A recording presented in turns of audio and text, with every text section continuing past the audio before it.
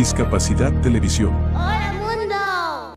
Primer canal de televisión dedicado al colectivo de personas con discapacidad desde 2006.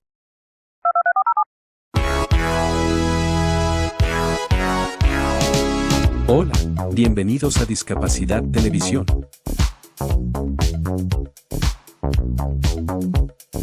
Recuerda suscribirte para no perderte los últimos estrenos y programas en vivo.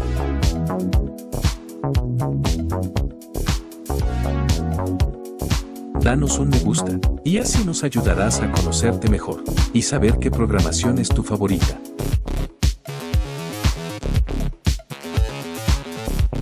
Por favor, no te olvides de compartir, así, más personas podrán disfrutar de Discapacidad Televisión y toda su programación.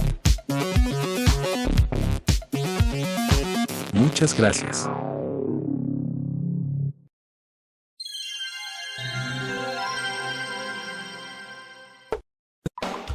¿Qué es la educación inclusiva? Es aquella que genera oportunidades de participación y aprendizaje donde se apuesta por entornos adecuados para que todos los niños y niñas aprendan juntos, independientemente de sus condiciones personales, sociales o culturales.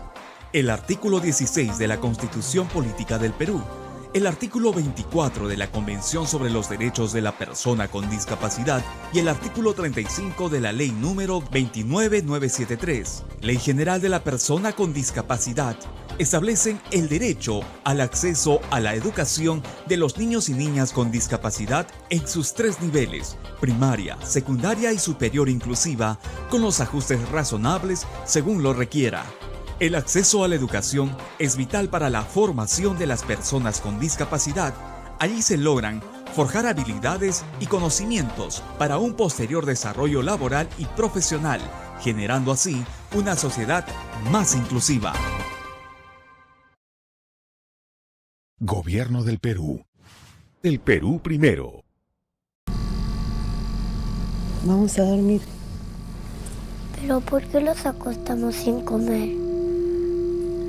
¿Viste que nosotros tenemos que dormir de noche? Sí. Bueno, la heladera también. Mentira. ¿De verdad? ¿Escuchas eso? Está roncando. ¿Y mañana va a estar despierta? Sí. Mañana sí. El hambre no tiene final feliz. En la Argentina 1 millón de niñas y niños se van a dormir sin comer. Tu donación mensual puede cambiar esta historia. Dona ahora. Estacionamientos para personas con discapacidad. Porque nos mueve incluir. Te invitamos a conocer el uso correcto de los estacionamientos exclusivos para personas con discapacidad. ¡Vamos!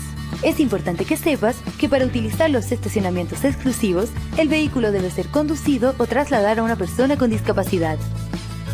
No olvides dejar a la vista tu credencial de discapacidad en original, al interior del vehículo, en el costado inferior izquierdo del parabrisas delantero. Recuerda, la Cruz de Malta no es un documento válido para hacer uso de estos estacionamientos y según la ley de tránsito, su uso indebido es una infracción grave. Carabineros e inspectores municipales son los encargados de fiscalizar y cursar las infracciones correspondientes. Respetar los estacionamientos exclusivos para las personas con discapacidad es respetar sus derechos.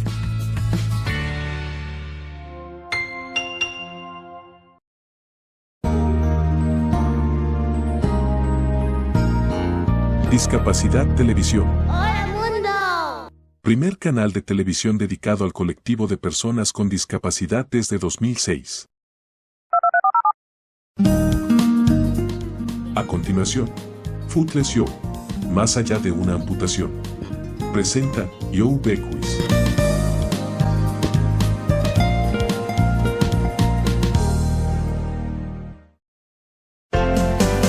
Características de este programa. Audio en inglés, subtítulos en castellano.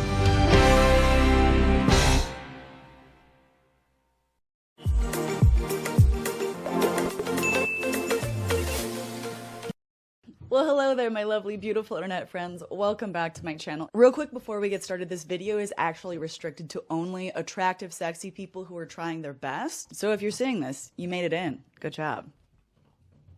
Was that necessary? But I want the pillow. on the couch. It has been a minute since I actually filmed a YouTube video because late January of 2024, I was preparing for a jiu-jitsu tournament, had a freak accident, had a vertebral artery dissection, doesn't that sound fancy, and I had a stroke to the back of my brain. Made a couple of videos about it if you're interested, but I wanted to share what life has looked like since that occurred because there have been some very unexpected changes.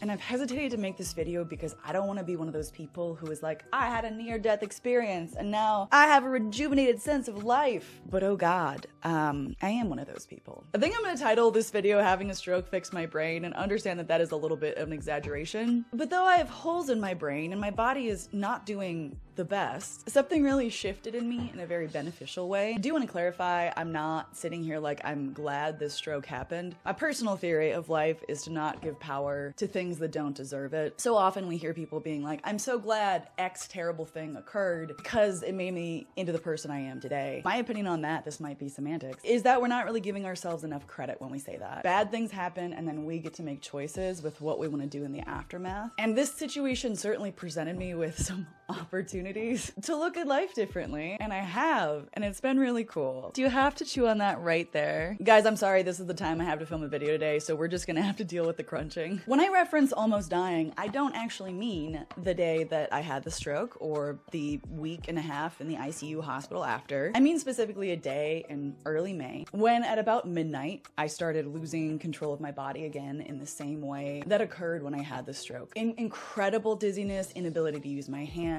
speech wasn't working, my tongue felt super weird, and it started happening really fast. And the injury that caused the kind of stroke that I had, I knew there is a risk of another stroke occurring, which is pretty terrifying to me. It very much felt exactly like it was happening again. I had enough presence of mind to call 911, and that was about it.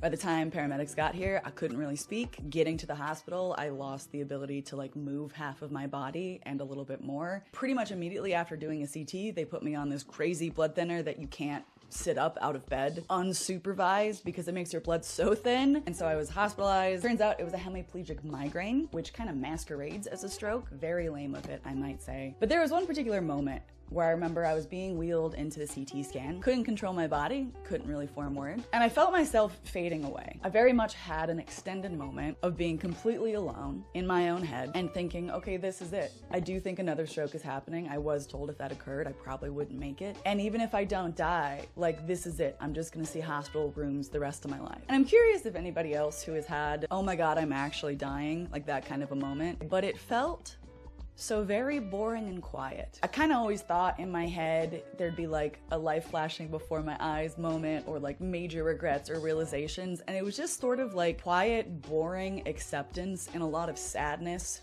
for the people I would leave behind. Also, side note, I saw my dogs, like the ones who have passed away. I saw them like waiting for me. Our brains do crazy things, right? But I wasn't dying and I made it. And since that moment, there has been such a massive perspective shift in my life. The biggest thing that came out of that for me that has unfolded over the course of months is that I actually want to be alive. I think that sentence is a pretty common thing for most people to say. Survival instinct, it's pretty ingrained in us humans, but the age of 20 onward, I certainly was alive and lived life, but really didn't want to be a part of it. I spent every day, that's really not an exaggeration, for over a decade, mostly trying to distract myself from wanting to not be here anymore, wanting to distract myself from self-harmful thoughts or suicidal thoughts. And that was life to me. Life to me was like survival, was trying to like get past the darkness enough to function. And I had good days and bad days, good years, bad years. But in the extent of my adult experience, that has always been an underlying consistent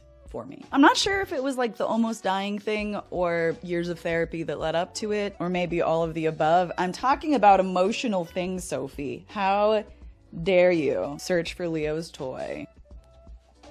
She found it. Like pretty immediately, there was this shift in my brain that occurred. I think part of it was being like, oh, I am going to die, right? Like that is a guarantee. It didn't happen that day, but it will occur. And I don't know if I have 24 hours left or 24 years. None of us do, right? But it became tangible to me. Damn, there's a lot of freedom in that realization. Part of it was like, yeah, you'll get your wish eventually. Like in that dark frame of mind where I really don't want to be here. Like that's gonna occur anyways. But in the meantime, I get to do whatever I want. with the time that I have. And the idea of like embracing joy when it's there, and also embracing the really shitty things in life because they are a reality too, I've suddenly been able to do. I've gotten very involved in going to see live music. I've never been a music person. I'm not a musician.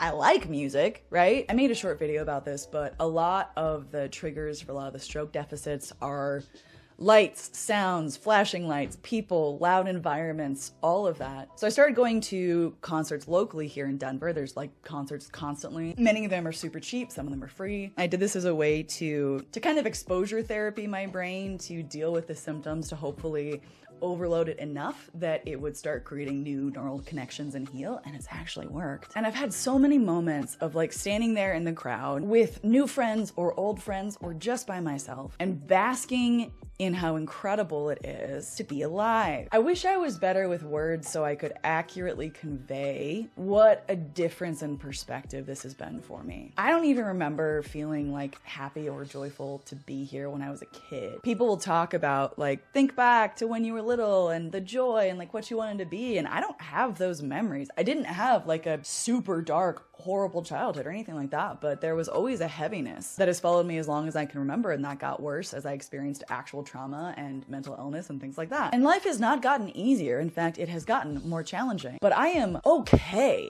And even when I am like desperately not okay, I'm still okay. So many of the mental restrictions that held me back from both enjoying pieces of life and fully embracing that moment, and also, maybe more importantly, in really feeling the depths of grief and anger and rage and sadness, I'm like, okay, bring it on. Not trying to hold everything at bay all of the time, not trying to like button myself up and hold myself together and do the right thing and follow all the shoulds in my brain. Like they've just, to a large extent, dissolved. I feel so much more comfortable with myself. And I always used to have this line on repeat in my brain that went something like, none of this matters. None of this fucking matters. And I still have that same line on repeat in my brain, except the tone has changed. And now it's none of this matters. Like none of this fucking matters. Incredible. That means I get to make it whatever I want it to be and love the people around me and build a life that I want to be a part of and not care that much about what other people might think or say, or what I might think or say. Like to actually invest in myself. And I am fully aware of the fact that I am 9 months out for the stroke and like 6 months out from this realization, and I'm probably still riding a high of being able to do life. I'm not gonna lie, it is still incredibly difficult, especially trying to return to work. I feel very dumb a lot of the time because my brain does not work the way that it did before. It's like I'll know what I want to say, but I can't form words, or I get completely lost in conversation, or I'm conversing with very smart, intelligent, successful people, and I feel so behind. There have been a lot of tears and a lot of sobbing or yelling in my car. By the way, huge recommend. Scream it out in your car where no one can hear you. Chef's kiss. Great. It's also made me a lot less tolerant of things that I don't want to deal with, or treatment that I don't believe that I deserve. I now say that because I'm like, damn, dude, we're all gonna disappear. We're all gonna fade into history and memory within a handful of a dozen years. So why would I stay in situations that I know are damaging or not good for me? I'm not interested in doing that anymore. I mean, this really just feels like a very self-indulgent video where I'm like, my perspective has changed. But specifically, if you have been a part of this community for any length of time, I was watching back old videos last night when I couldn't sleep that I had made years ago. And I can watch them and remember what I felt like in those moments, and the heaviness and the depression and the darkness and the hopelessness and the hope, right? And the I'm gonna keep going, the trying to be resilient, doing my best. And I now look back on those versions of myself with love and compassion instead of judgment. And it felt important to me to share this piece of my mental journey because there are those of you who have been so incredibly kind to care to listen over the years. And I have shared when I am desperately not okay. And I wanted to also share when I really am. Like I said, things are pretty challenging. A lot of things are in flux. I deal with a lot of physical stuff that is very difficult, and I am still trying to figure out how the hell to do that. Haven't figured it out, probably never will. We're all doing our best. The struggle bus, beep beep, is real, but so is like so much joy. love, and a lot of freedom. And with that, I'm about to leave you because I can feel my brain stuff starting to act up because now everything gets kind of wavy and I can't really see straight. And that's like a good indication that my words are gonna stop working pretty soon, so I'm gonna lay down. But I would like to make weekly videos until the end of the year, as my body allows. And I have some ideas, but if there's anything you guys would like to see or hear about in particular, let me know in the comments down below, because gosh darn it, I'm very grateful to this community, to you guys. If there is anything you would like to see or hear me share, I would love to do that. You have done so much for me. Truly, the amount of support that I received from this community in this healing journey, could not have done it without you.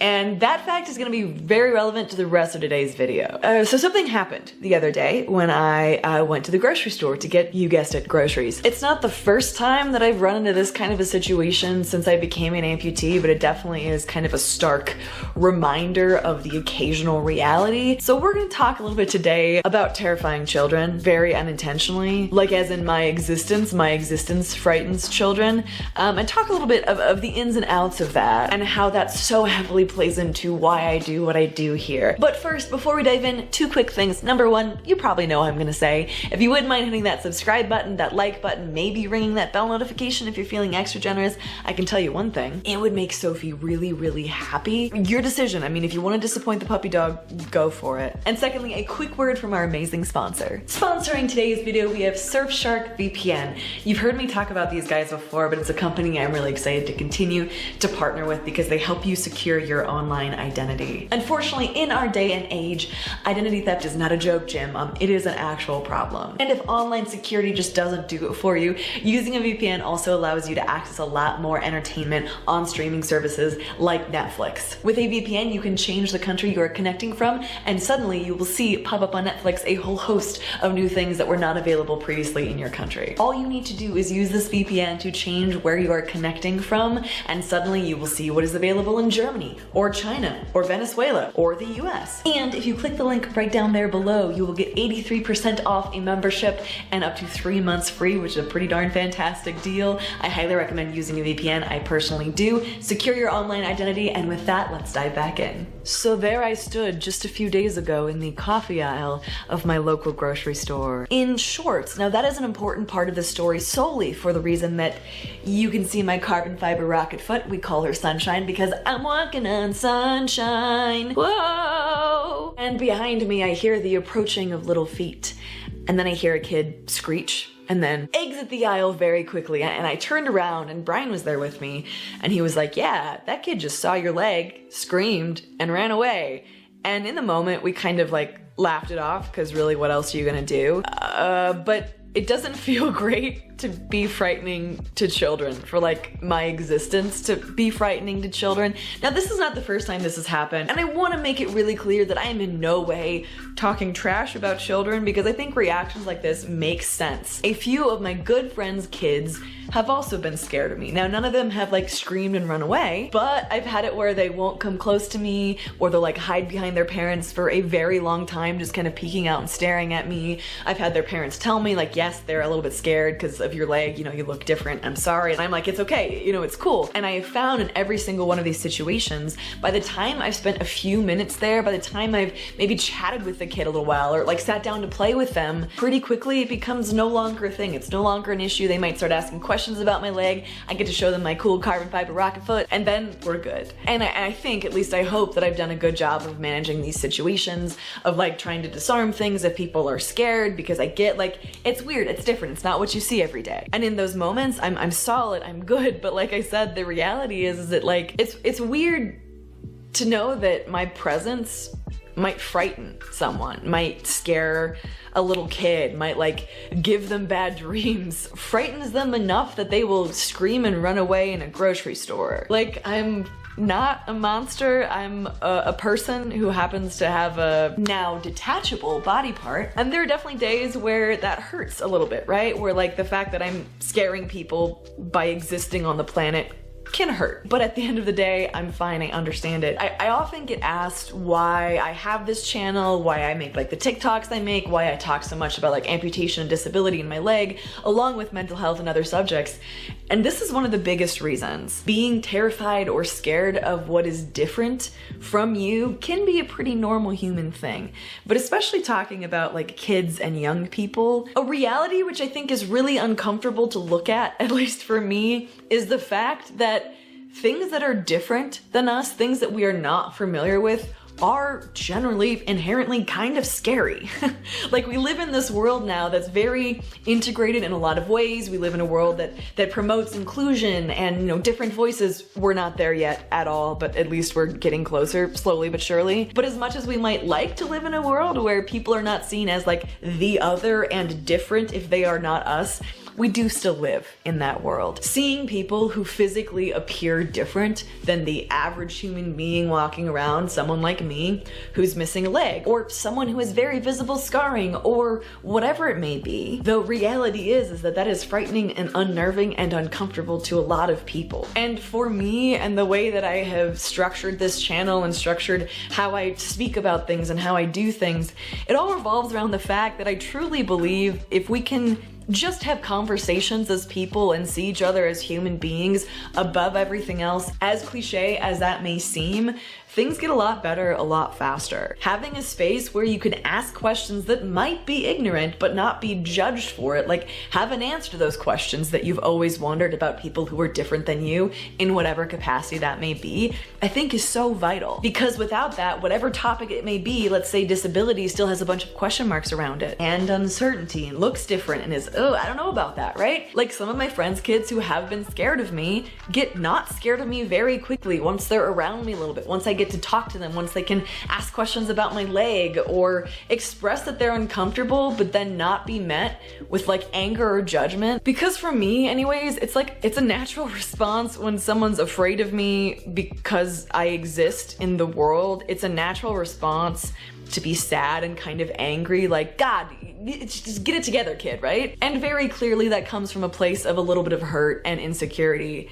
But at the end of the day, I get it. I get why children are frightened of me. That doesn't mean that it doesn't feel kind of crappy, but I understand it, which is why I think it is so important that we have representation in the media, in the world, that we see and we hear from more people who are different than us, who are not us, who may not belong to the same group of people that we find ourselves in. Because I don't know about you, but I'd really love to live in a world where no one has to deal with feeling like they're a monster because they exist. And I would love to live in a world where children don't have to be frightened of things or people who are a little bit different than what they are. That is one of the biggest reasons why I will continue to wear shorts in public and have conversations with people and be open to questions that are asked respectfully in the vast majority of situations. And perhaps as more conversations and more interactions and more visibility happens, that fear and otherness will start to dissipate even a little bit more. And I would love to see that. I'd love to be a part of that. So yeah, the experience of a kid being terrified of me because I was standing in an aisle is definitely a weird one, but like I said, at the end of the day, I think it is understandable. But I really hope that through further education and conversations and visibility, perhaps that will happen less. And on the very far off chance that that kid ever watches this video, hey there, I'm Joe. I've got a carbon fiber rocket foot. It's like a robot. It's pretty cool. Also, it's not contagious, so you can come and ask me questions and this will not happen to you.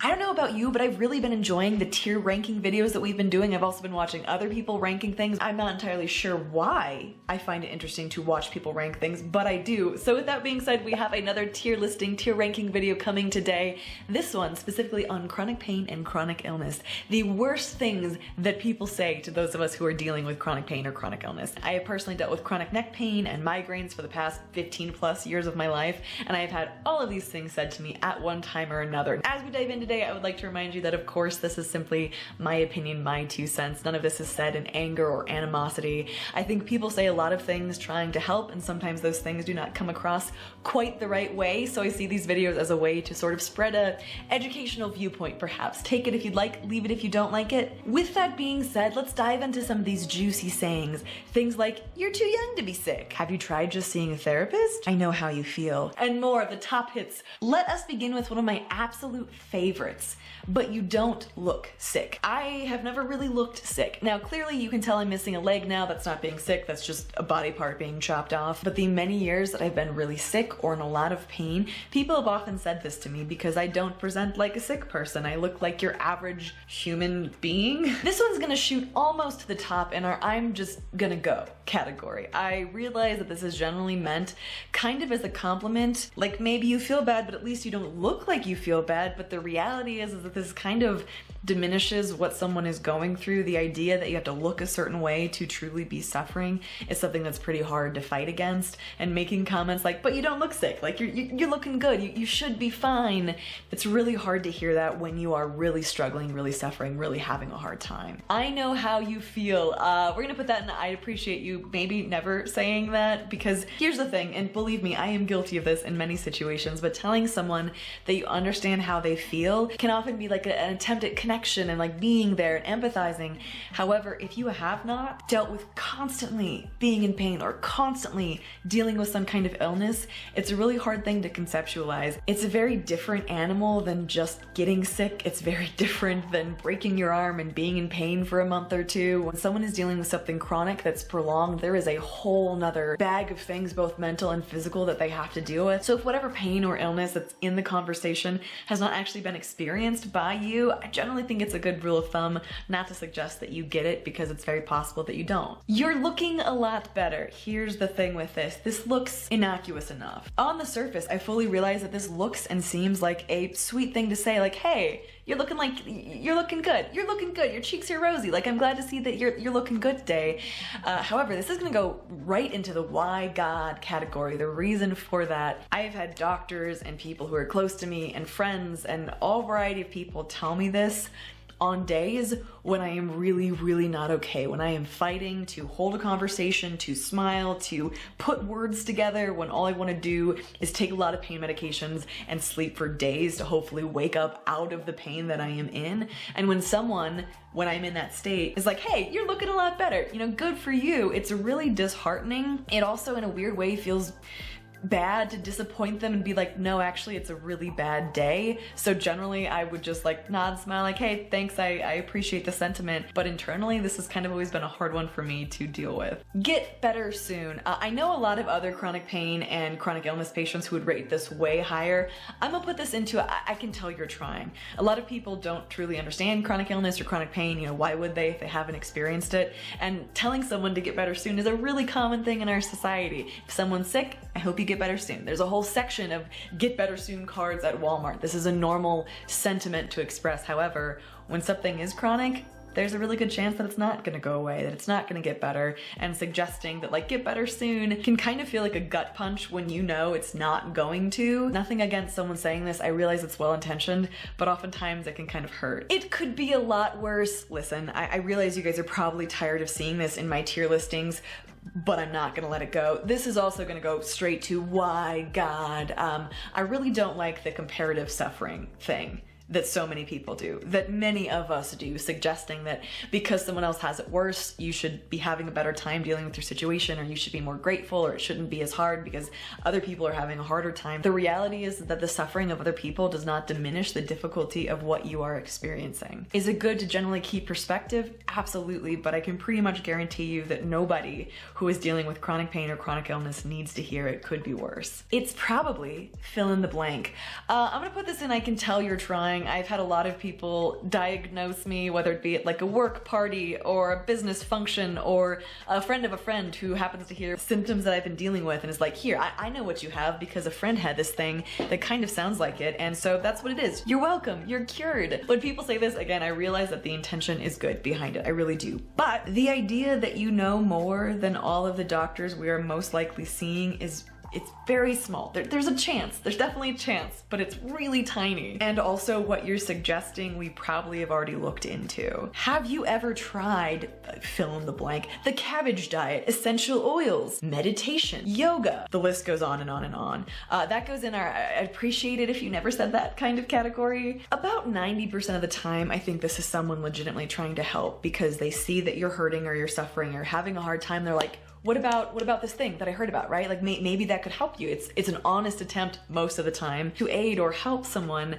However, at a certain point, generally that point comes if you've dealt with something chronic for more than a year or two, you've looked into the vast majority of things, and people's continual suggestions of look into this, try this, when you've either tried those things or you know they are not going to work for you, or you're exhausted at trying all those things, it can be kind of hard to hear. For me personally, I got to the point where if someone suggested something for me to try, I would sincerely thank them. You know, I appreciate you wanting to offer help. Let them know it's something I've tried or I haven't tried, but that suggestions are just a little bit overwhelming right now, and so I appreciate it, but you know, let's not continue that part of the conversation kind of thing. But you're too young to be sick. Very similar to the you don't look sick. I've honestly gotten this one a lot as well, because again, I'm under 30, I'm 29, I'm almost 30. It's still technically under 30. But I started dealing with the problems that I have faced when I was 13. So I was like a kid when a lot of the chronic pain started. So if people heard about it or I mentioned it and their reaction was, you're too young to be sick, it was really frustrating because I'm like, I know in theory I should be too young to be sick or hurting, and yet I am only 15 or 17 or 22 and this is happening to me. It is real. I wish I lived in the reality where I was too young for these things to happen. However, that's not the world that I live in. And it can be kind of painful when people suggest that you're not or you shouldn't be experiencing what you're experiencing because of your age, because the reality is like chronic pain and chronic illness affect a lot of different people across the age spectrum. Aren't you worried about taking meds long term? I'm gonna put that in that I can tell you're trying. People will bring this up as a legitimate concern, and they brought it up to me as a legitimate concern a wide variety of times. I was on heavy medications for many years. The reality is that if you are someone who needs medication to function or to manage your symptoms, in most cases there are side effects, there are long-term effects that do need to be considered. However, if someone is on some kind of medication, first of all, unless they've invited you into that conversation, that's not really your place to comment on. But secondly, if someone is taking a medication that has side effects and risks, chances are it's because they really need it, and being reminded of the fact that they are sacrificing potentially something in the future down the road so that they can function today is really not helpful, and again is something that can be pretty hurtful too. But you're still able to work, so I'm just gonna go. That's the category we're gonna place this one in. Oftentimes people who are dealing with chronic pain and chronic illnesses do have to work still, whether it's part-time, whether it's on a modified schedule, whether it's neither one of those things, then they have to push through, and it's really difficult. Work has been something I have been ridiculously grateful to have, but it's also been one of the largest struggles with my physical health, because when what you need to do is rest, when what you need to do is lay down, when what you need to do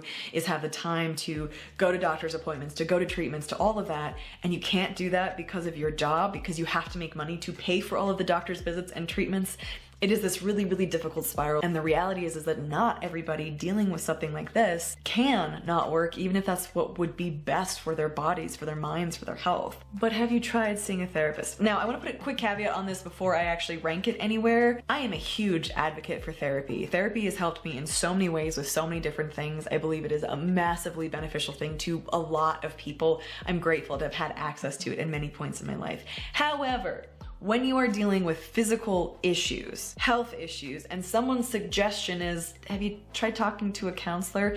Generally speaking, this is coming from a place of not truly believing that what you're dealing with is real. I'm gonna pop this one up into I'd appreciate you never saying that.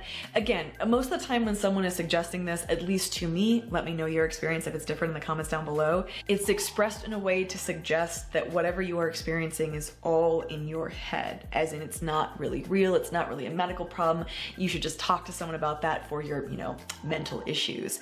Unfortunately, that has been suggested to me a number of times, and it's been one of the hardest things to fight against, because when you are dealing with chronic pain or chronic illness, especially if you're trying to find the reason for it or a solution for it, it's easy to feel like you're crazy because you are the only person experiencing this, and if you do not have a diagnosis that's easily shown on some kind of physical test, I have found myself in so many moments wondering if I was just going nuts, like if I was just insane because I didn't have answers for the reasons that I felt so so terrible and had a difficult time functioning in the world and working and getting out of bed and all of that. Can therapy help with chronic pain and chronic illness? Absolutely. It has personally impacted me with both of those things in a very, very positive way. However, if it's being suggested with a tone of perhaps this is all in your crazy brain and isn't actually real, that is so detrimental and so harmful to hear. We're also gonna save the best for last on this one, but you should get tested for insert obvious thing. For instance, oftentimes people would suggest that I ask my doctor to get tested for like iron levels or something like that. Things that average people have heard about and like, hey, maybe you should try getting tested for that. Again, this is well-meaning, so I'm gonna put this in.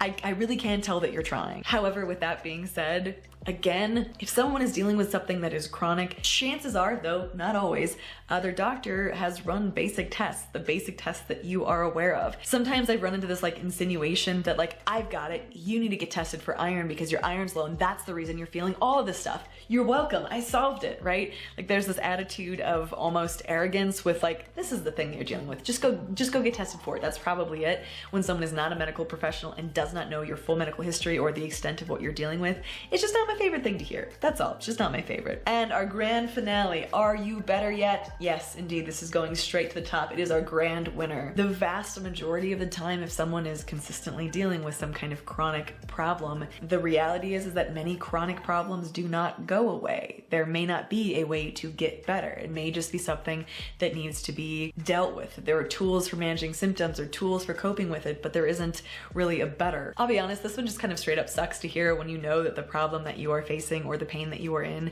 probably isn't going away. Like being reminded of the fact that it's not and having to tell someone, no, I'm still not better, I'm still hurting, or I'm still sick, or I'm still dealing with this. It's just kind of a stark reminder of the circumstances that you are in. Some days that's really hard to hear. I realize yet again I have put nothing in the green category at the bottom of just like, hey, thanks.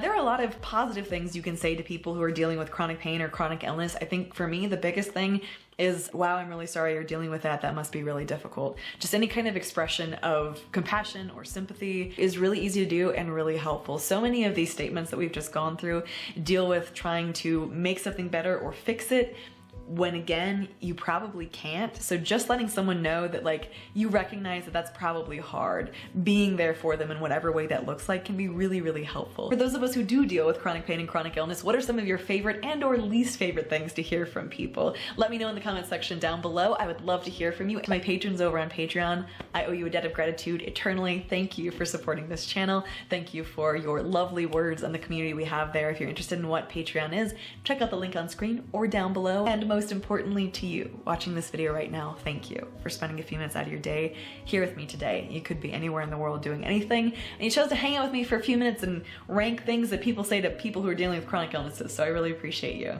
I love you guys, I'm thinking about you, and I will see you in the next video. Bye guys. Have heard from the sky all about it.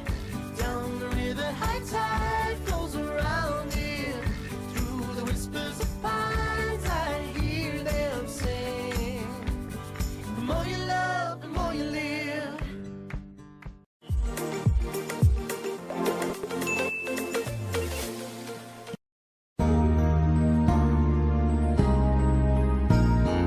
Discapacidad Televisión. ¡Hola mundo! Primer canal de televisión dedicado al colectivo de personas con discapacidad desde 2006.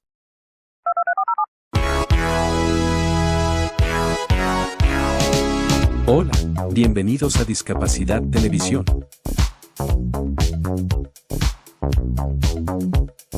Recuerda suscribirte para no perderte los últimos estrenos y programas en vivo.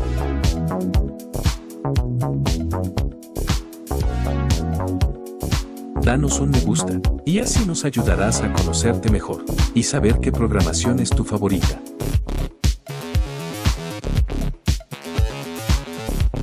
Por favor, no te olvides de compartir, así, más personas podrán disfrutar de Discapacidad Televisión y toda su programación. Muchas gracias. Porque seguimos comprometidos con la inclusión. Reconocemos la importancia de la lengua de señas y el aporte de la comunidad sorda en nuestra cultura. porque las lenguas de señas nos unen.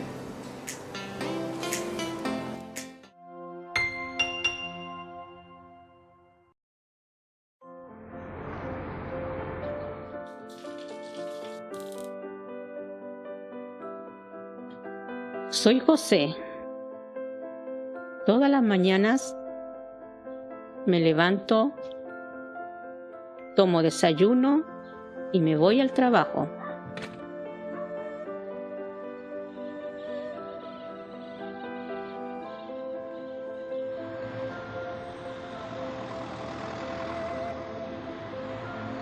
Al llegar me pongo muy contento.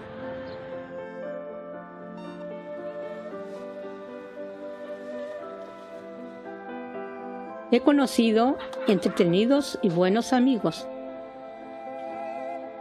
En mi empresa reconocen lo que hago. Estoy orgulloso de trabajar aquí. Siento que la vida me ha dado mucho. José es mi hijo. Es sordomudo y sus logros son también nuestros logros. La Universidad Católica Boliviana San Pablo abre sus espacios educativos promoviendo medidas de acción positiva que favorece la inclusión en la educación superior de personas con necesidades educativas específicas, a través del área de inclusión, discapacidad y equidad, la cual facilita el tránsito adecuado en el acceso, permanencia y salida exitosa de sus estudiantes. Promueve la actualización en la formación docente sobre la temática. Desarrolla e implementa mecanismos y estrategias de apoyo equitativo en el aula. Aplica el modelo social de la discapacidad para transformar culturas y prácticas inclusivas. Todos los días en la Universidad Católica Boliviana trabajamos con entusiasmo, creando sinergias en la comunidad universitaria por la igualdad de oportunidades con responsabilidad y respeto, sobre todo personas.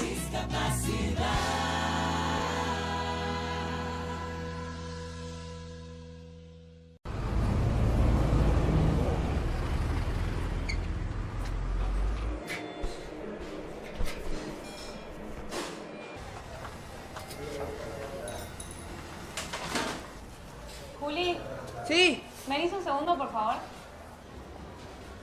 ¿Cómo va todo? Todo bien. ¿Bien? Genial, me alegro. Bueno, hoy se va a estar sumando un chico nuevo al equipo. Bien. Así que quiero que lo ayudemos, viste que el primer día no es fácil para nadie. No. Vos vas a ser el encargado de explicarle cómo funcionan las cosas. Bien. Tengámosle paciencia, viste que la adaptación no es fácil. No, claro, obvio. Si hay que explicarle las cosas 2 veces. Se las explicamos 2 veces. Sí, si hay que explicárselas 3 veces. 3 veces. 3 veces, perfecto. Mira, justo ahí viene. Hola. Hola. Mati, él es Juli. Hola. Juli va a ser el encargado de presentarte a los chicos del equipo y mostrarte cómo funciona todo por acá. Así que bueno, si quieren ir leyendo. Vamos, te muestro todo. Juli. Vámonos a sentir una más, ¿dale? Sí. Freidora. Y esta es la tostadora. Bien, exacto. Bueno, en ese vasito, poné la bebida. ¿La bebida? Ah, sí, saben con de vainilla. No importa, tranquilo.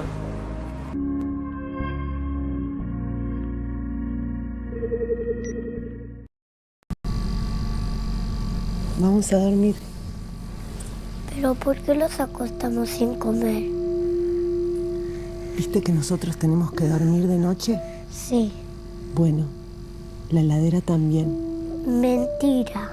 ¿De verdad? ¿Escuchas eso? Está roncando. ¿Y mañana va a estar despierta? Sí. Mañana sí. El hambre no tiene final feliz. En la Argentina 1 millón de niñas y niños se van a dormir sin comer. Tu donación mensual puede cambiar esta historia. Dona ahora.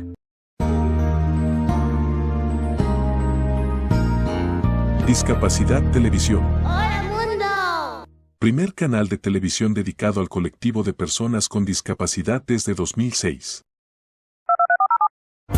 Hola, bienvenidos a Discapacidad Televisión. Recuerda suscribirte para no perderte los últimos estrenos y programas en vivo. Danos un me gusta, y así nos ayudarás a conocerte mejor, y saber qué programación es tu favorita. Por favor, no te olvides de compartir, así, más personas podrán disfrutar de Discapacidad Televisión y toda su programación. Muchas gracias.